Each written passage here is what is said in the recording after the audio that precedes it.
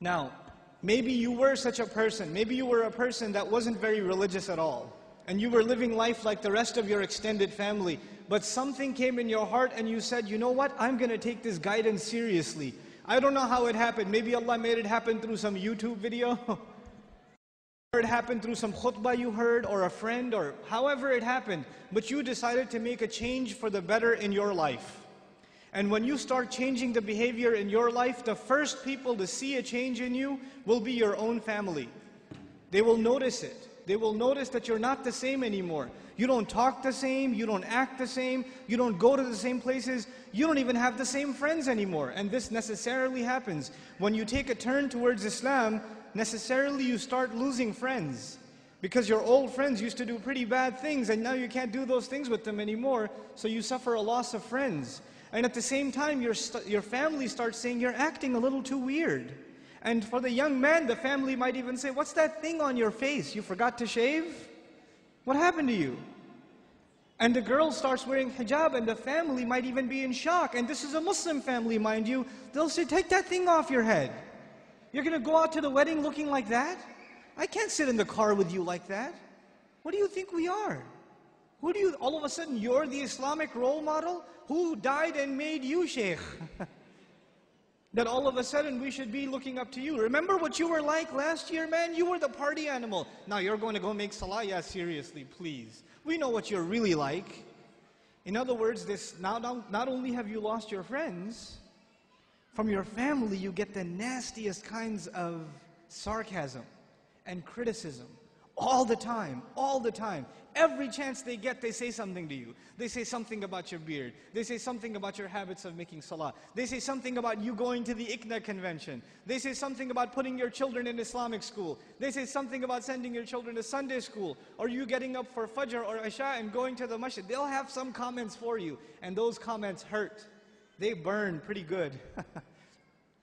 This happens to young men in the audience, where their parents start telling them to stop hanging out with their other Muslim friends. Don't go to the masjid, don't waste your time. I wallahi myself know of stories where the father found out that in between classes, the son used to, because his classes were 3-4 hours apart, in between classes he used to go to the masjid to pray dhuhr and just study at the masjid.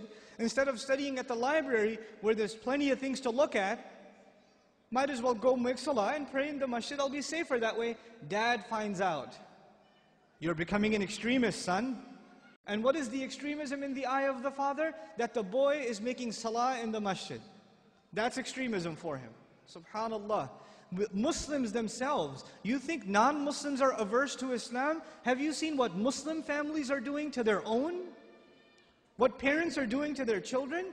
I know of cases myself where parents said, we will not pay your college tuition. We will not look for a wedding made for you until you take that hijab off. We will not do it. We do not accept you as our daughter until you take that thing off. We will not show our face in public with you. You can't go with us anywhere. This is the mother telling. And you know what they'll say? What's amazing about that? They'll make you feel bad about yourself. They'll tell you, what kind of daughter are you? You should be ashamed of yourself. You're embarrassing your parents. We're Muslim, but we're not Muslim. We're not those kind of Muslims. That's not how we do things in our family. That's what they'll say. Our family is different. We don't do things like that in our family. That's those masjid people. Don't be like those masjid people. That's what they'll say. And you know what's amazing about that? If you look at a portrait of your great-grandparents from back in the day, good old great-grandpa's got a big old beard and you can't even see grandma's face. So who's being true to the family and who's an embarrassment to the family? See, this is Muslim families today. And you're in the midst of all of this. And you know what happens? Because you've made a decision to turn towards Islam, if an enemy of Islam came to you and said, abandon your religion, you'd say, oh yeah? I'm going to be even more committed. You would become energized in your zeal for the religion when the enemy attacks Islam. We'd get even more fired up. Muslims get fired up in the craziest of ways. Somebody draws a cartoon about the Messenger ﷺ and Muslims go crazy and they'll burn some other guy's car up or break somebody else's because they're really angry. But we get fired up when something happens, something questions the dignity of our religion, even if it makes sense or doesn't make sense. But when your own family comes and says, look, I love you, I'm worried about you, I don't want you to become this way. This is the way of the people who fail out of college, who don't have a career, who have miserable lives. I don't want you to fall into this extreme. Somebody is putting you under their influence. You need to get away from them. They're the ones pulling you away. So how do you deal with that? The most inappropriate response to this pressure is anger. And you know what? That is the most common response too. Your parents start yelling at you for growing the beard, and you're a young, hot-blooded guy. What do? Oh yeah? It's the sunnah. You can't tell me what to do. You're following culture, and I'm trying to follow Islam. And you slam the door in their face. Way to go. Because that's what Allah wants you to do. Yell back at your parents. And they're talking about your beard. What was Ibrahim's father talking about, alayhi salam? Was he talking about something small or something big? Go make sajda to idols, boy. And does he lose his cool? Does he get angry? We have to learn how to be with our parents.